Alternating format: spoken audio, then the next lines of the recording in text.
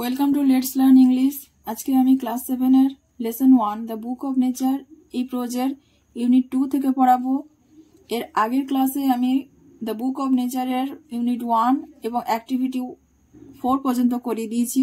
তোমরা ডেসক্রিপশন বক্সে লিংক দেওয়া থাকবে, ওই ভিডিওগুলো দেখে নেবে। যারা এই চ্যানেলটি সাবস্ক্রাইব করেছো তাদের অনেক অনেক থ্যাংক ইউ, এবং যারা এই প্রথমবার ভিডিও দেখছো তাদেরকে বলবো অতি অবশ্যই চ্যানেলটি সাবস্ক্রাইব করে নিও এবং পাশে থাকা বেল আইকনটি প্রেস করে নিয়ে অল এই অপশনটি সিলেক্ট করে নিও। তাহলে চলো আজকের ক্লাসটি শুরু করি। Unit 2, you read history in books. তুমি বইতে ইতিহাস পড়ো, বাট ইন ওল্ড টাইমস, কিন্তু পুরোনো দিনের সময়ে। But in old times when men did not exist, যখন মানুষের কোনো অস্তিত্ব ছিল না। শিওরলি, নিশ্চিতভাবে, no books could have been written, কোনো বই তখন লেখা হতো না। হাউ দেন, তাহলে কিভাবে, ক্যান উই ফাইন্ড আউট, আমরা খুঁজে পাবো বা জানতে পারবো। হোয়াট হ্যাপেন্ড দেন, তখন কি ঘটেছিল আমরা তাহলে কিভাবে জানতে পারবো। We can not merely sit down, আমরা শুধুমাত্র, মেয়ারলি কথার মানে হচ্ছে শুধুমাত্র। We can not merely sit down, আমরা শুধুমাত্র বসে থাকবো না। অ্যান্ড ইমাজিন এভরিথিং, এবং সমস্ত কিছু কল্পনাও করবো না। This would be very interesting, এটা খুবই মজার হতো। For we could imagine anything, আমরা যদি যে কোনো জিনিস কল্পনা করতে পারতাম। উই ওয়ান্টেড টু, যেটা আমরা চাইতাম, সেই জিনিসটা যদি আমরা যে কোনো জিনিস কল্পনা করতে পারতাম যেটাই আমরা চাই। And would thus make up the most beautiful fairy tales, এবং এইভাবে, উড দাস মানে হচ্ছে এইভাবে, দাস কথা মানে হচ্ছে এইভাবে, উড দাস মেক আপ, এইভাবে তৈরি করতে পারতো the most beautiful fairy tales, সব থেকে সুন্দর রূপকথার গল্প। But this need not to be true, as it would not be based on any facts that we had seen. But this need not to be true, কিন্তু এটা সত্যি হওয়ার দরকার ছিল না বা সত্যি হওয়ার দরকার নেই। As it would not be based on any facts, যেহেতু এটা নির্ভর করে না যে কোনো ঘটনা, that we had seen, যেটা আমরা দেখেছিলাম এরকম কোনো ঘটনার উপর যেহেতু এটা নির্ভর করে না, তাই এটা সত্যি হওয়ারও প্রয়োজন নেই। বাট অলদো, কিন্তু যদিও, we have no books written in those far off days, যদিও আমাদের, কিন্তু যদিও, উই হ্যাভ নো বুকস, আমাদের কোনো বই ছিল না বা বই নেই, রিটেন লেখা কোনো বই নেই, in those far off days ওই সমস্ত পুরনো দিনগুলোতে। ফরচুনেটলি, ভাগ্যক্রমে, উই হ্যাভ সাম থিংস, আমাদের এমন কিছু আছে, হুইচ টেল আস, যেটা আমাদেরকে বলে, আ গ্রেট ডিল, অনেক কিছুই, as well, almost as a book would, as well ঠিক সেইভাবে, অলমোস্ট প্রায়, একটা বইতে যেভাবে, বই থেকে যেভাবে আমরা জানতে পারি ঠিক ততটাই এমন কিছু রয়েছে ভাগ্যক্রমে, সেটা থেকে আমরা জানতে পারি। We have rocks and mountains and seas and stars and rivers and deserts and fossils of old animals, আমাদের কি কি রয়েছে, আমাদের আছে পাথর এবং পর্বত এবং সমুদ্র এবং নক্ষত্র এবং নদী এবং মরুভূমি এবং জীবাশ্ম অফ ওল্ড এনিম্যালস, পুরনো প্রাণীদের জীবাশ্ম। These and other like things are our books for the earth's early story, এইগুলি এবং এইরকম আরো অন্যান্য জিনিস, এইগুলি হয় আমাদের বই, for the earths early story, পৃথিবীর প্রথম দিকের গল্প জানার জন্য এইগুলি হয় আমাদের বই।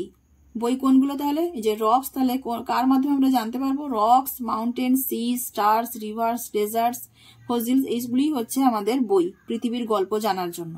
And the real way to understand this story, এবং সত্যিকারের পথ, সত্যিকারের উপায় বা সত্যিকারের পথ হলো টু আন্ডারস্ট্যান্ড দিস স্টোরি, এই গল্পটা বোঝার জন্য সত্যিকারের পথ ইজ হয় not merely to read about it, শুধুমাত্র এটার সম্বন্ধে শুধু পড়ে নয়, ইন আদার পিপলস বুক, অন্যান্য লোকেদের লেখা বইয়ের মাধ্যমে শুধুমাত্র এটা পড়ে নয়, but to go to the great book of nature itself, কিন্তু প্রকৃতির নিজের যে তৈরি করা এই বিশাল বই, মানে প্রকৃতির কথা বলা আছে, প্রকৃতির যে বইটা, সেই বইটার কথা বলা আছে।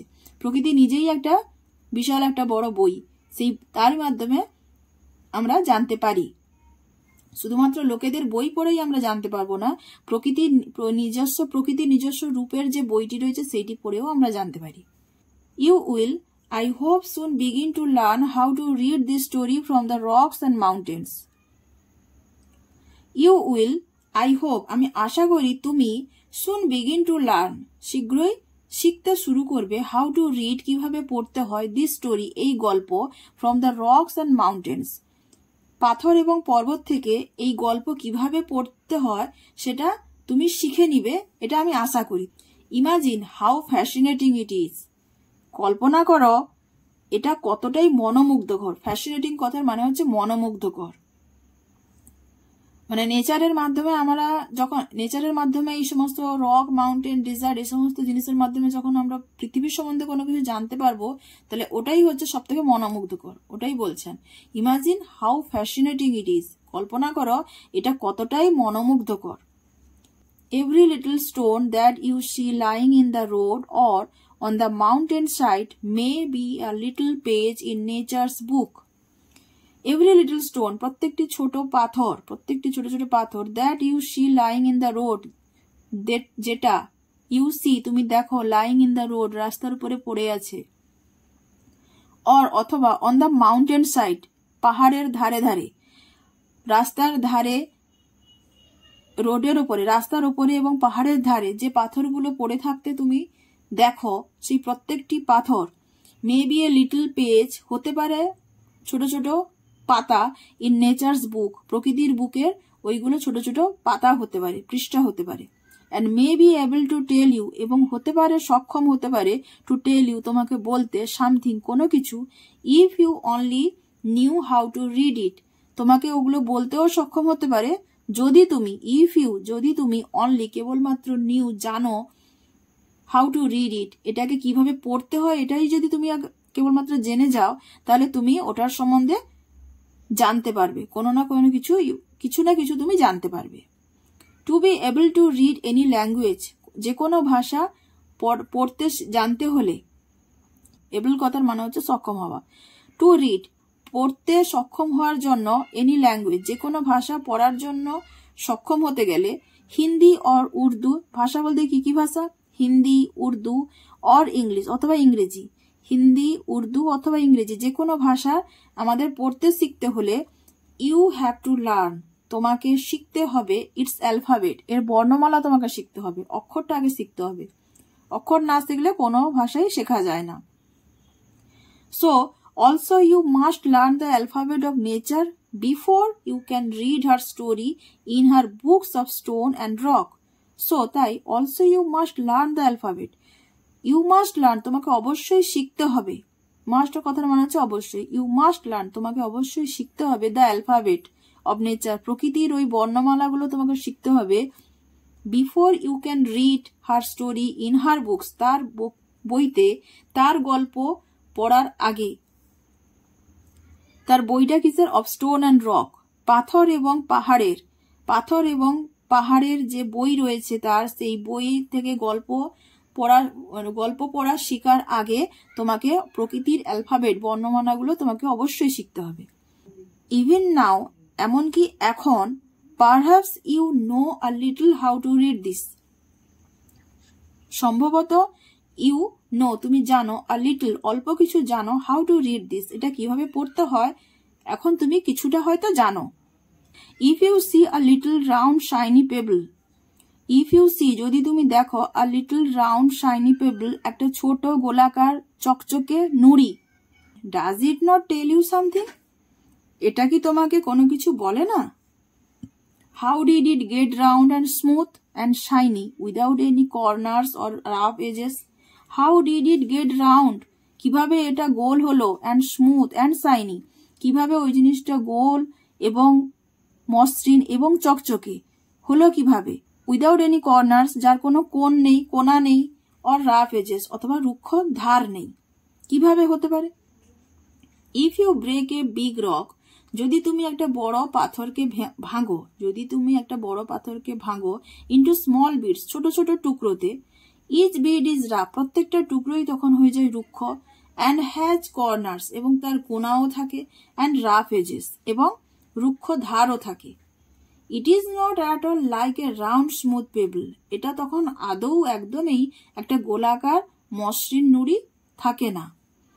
How then did the pebble become so round and smooth and shiny কিভাবে তাহলে একটা পেবল নুড়ি এতটাই গোল এবং মসৃণ এবং চকচকে হয় কিভাবে? আমরা যখন একটা পাথরকে যখন ছুঁড়ে যখন ভেঙে টুকরো করে দিই তাহলে সেটা বিভিন্ন কোণ হয়, বিভিন্ন রকমের পাথরের কোণা থাকে, অমসৃণ থাকে, ধার থাকে। কিন্তু এইরকম নুড়ি পাথর যেটা নদীর তলায়তে থাকে, নদীর ধারে পাশে যে পাথরগুলো থাকে সেইগুলো এতটা মসৃণ এবং চকচকে এবং গোলাকার হয় কিভাবে? It will tell you its story, এটা তোমাকে বলবে। ইট উইল টেল ইউ, এটা বলে, টেল ইউ তোমাকে বলে, ইটস স্টোরি এটার গল্প তোমাকে বলে। ইফ ইউ হ্যাভ গুড আইস, যদি তোমার ভালো চোখ থাকে, টু সি দেখার জন্য, অ্যান্ড ইয়ার্স টু হিয়ার ইট এবং কান থাকে এটাকে শোনার জন্য, তাহলেই তুমি এর গল্পটা তুমি জানতে পারবে।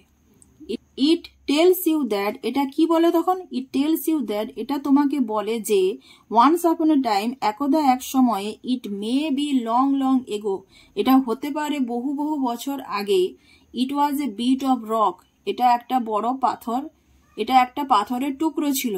Just like the bit you may break from a big rock, ঠিক ওই রকমই যখনই তুমি একটা বড় পাথরকে, অর স্টোন, একটা বড় রক অথবা স্টোন, বড় পাথরকে যখন তুমি ভাঙছো, সেটা ভাঙলে যে টুকরোটা হয় ঠিক সেই রকমই। With plenty of edges and corners, যার অনেকগুলো ধার, অনেক ধার থাকে এবং কোণ থাকে। Probably it rested on some mountain side, সম্ভবত এটা বিশ্রাম নিচ্ছিল কোনো পাহাড়ের ধারে, কিছু পাহাড়ের ধারে এটা সম্ভবত বিশ্রাম নিচ্ছিল। দেন কেম দ্য রেন, তারপরে বৃষ্টি এলো, and washed it down to the little valley, এবং এটাকে বয়ে নিয়ে গেল, ধুয়ে নিয়ে চলে গেল টু দ্য লিটল ভ্যালি, ছোট উপত্যকাতে। ভ্যালি কথার মানে হচ্ছে উপত্যকা, ছোট উপত্যকাতে নিয়ে চলে গেল। হোয়ার, যেখানে, ইট ফাউন্ড এ মাউন্টেন, এটা দেখতে পেল একটা পর্বত, মাউন্টেন স্ট্রিম, একটা পার্বত্য ঝর্ণা দেখতে পেল। হুইচ পুশড ইট, যেটা সেই পার্বত্য ঝর্ণা তাকে কি করলো, এটাকে ঠেলে নিয়ে গেল। On and on till is reached a little river, যতক্ষণ না পর্যন্ত এটা একটা ছোট নদীতে গিয়ে পড়ে ততক্ষণ পর্যন্ত সে এটাকে ঠেলতে লাগলো। কে ঠেলতে লাগলো? ওই মাউন্টেন স্ট্রিম, পার্বত্য ঝর্ণা। And the little river took it to the big river, এবং ছোট নদী কি করলো? ছোট নদী টুক ইট, এটাকে নিয়ে গেল টু দ্য বিগ রিভার, বড় নদীতে। And all the while it ruled at the bottom of the river, এবং পুরো সময়টা সারাক্ষণ ধরে ইট রোল্ড, এটা গড়তে থাকলো, at the bottom of the river, নদীর তলদেশে এটা গড়াগড়ি করতে থাকলো, এটা গড়তে থাকলো। And its edges were worn away, এবং এর ধারগুলো তখন কি হলো? ক্ষয়ে গেল, যেহেতু নদীর তলদেশে ওটা সমানে রোল্ড হচ্ছে, গোল হচ্ছে, গড়াগড়ি ভাবে চলছে, তাই ওর ধারগুলো তখন ওর্ন অ্যাওয়ে, ক্ষয়ে গেল। অ্যান্ড ইটস রাফ সারফেস, এবং যে অমসৃণ উপরিভাগটা ছিল, মেড স্মুথ, সেটা মসৃণ হয়ে গেল। অ্যান্ড শাইনি, এবং চকচকে হয়ে গেল, যেহেতু সেটাতে ঘষা লাগছে। So it became the payable, তাই এটা একটা নুড়ি হয়ে গেল, দ্যাট ইউ সি, যেটা তুমি দেখো। Somehow the river left it behind, যেভাবেই হোক নদী এটাকে পেছনে রেখে দেয়। অ্যান্ড ইউ ফাউন্ড ইট, যে কোনো ভাবে হোক নদীটা তাকে পেছনে রেখে দেয়, মানে নদী তাকে রেখে দেয় সেখানে। অ্যান্ড ইউ ফাউন্ড ইট, এবং তুমি সেটাকে দেখতে পাও। If the river had carried it on, যদি নদী এটাকে বয়ে নিয়ে যেত, it would have become smaller, এটা smaller, it would have become smaller and smaller, এটা ছোট থেকে আরো ছোট হতে থাকতো। টিল, যতক্ষণ না পর্যন্ত, অ্যাট লাস্ট, অবশেষে, it became a grain of sand, বালির কণা হয়ে দাঁড়ায়। অ্যান্ড জয়েন্ট ইটস ব্রাদার্স, এবং যোগদান দেয় এবং সঙ্গ দেয়, কার সঙ্গে? ইটস ব্রাদার, এর ভাইয়েদের সঙ্গে। অ্যাট দ্য সি সাইড, সমুদ্রের ধারে এদের ভাইয়েদের সঙ্গে যোগদান করে। মানে বালির কণার কথা বলা হচ্ছে, বালির কণা তো সমুদ্রের ধারেই তো বালির কণা দেখতে পাওয়া যায়, তাই ওই নুড়িটা ছোট থেকে ছোট হতে হতে হতে হতে বালির কণাতে যতক্ষণ না শেষ অবধি পরিণত হয় এবং সমুদ্রের ধারে তাদের ভাইদের সঙ্গে সঙ্গবদ্ধ হয়। কি করতে না? টু মেক, তৈরি করতে, এ বিউটিফুল বিচ, একটা সুন্দর বেলাভূমি তৈরি করতে। ওয়ার, যেখানে লিটল চিলড্রেন ক্যান প্লে, ছোট ছোট ছেলেমেয়েরা খেলতে পারে। And make castles out of the sand, এবং তৈরি করে, দুর্গ তৈরি করে, আউট অফ দ্য স্যান্ড, বালি দিয়ে ছোট ছোট দুর্গ তৈরি করে। If a little pebble can tell you so much, যদি একটা ছোট নুড়ি এত কিছুই তোমাকে বলতে পারে, how much more could we learn, আমরা কত কিছুই না জানতে পারি, from all the rocks and mountain, সমস্ত পাথর এবং পাহাড় থেকে, সমস্ত পাথর এবং পর্বত থেকে, and the many other things we see around us, এবং আরো অন্যান্য অনেক জিনিস যেটা আমাদের চারিদিকে আমরা দেখতে পাই, যেটা আমরা আমাদের চারিদিকে দেখতে পাই, তাদের থেকে আমরা কত কিছু নেই শিখতে পারি। আজকের ভিডিওটা এই পর্যন্ত। ভিডিওটি কেমন লাগলো একটু কমেন্ট করে জানাবে, এবং ভালো লাগলে অতি অবশ্যই একটা লাইক করে দেবে, এবং চ্যানেলটি অতি অবশ্যই সাবস্ক্রাইব করে নেবে।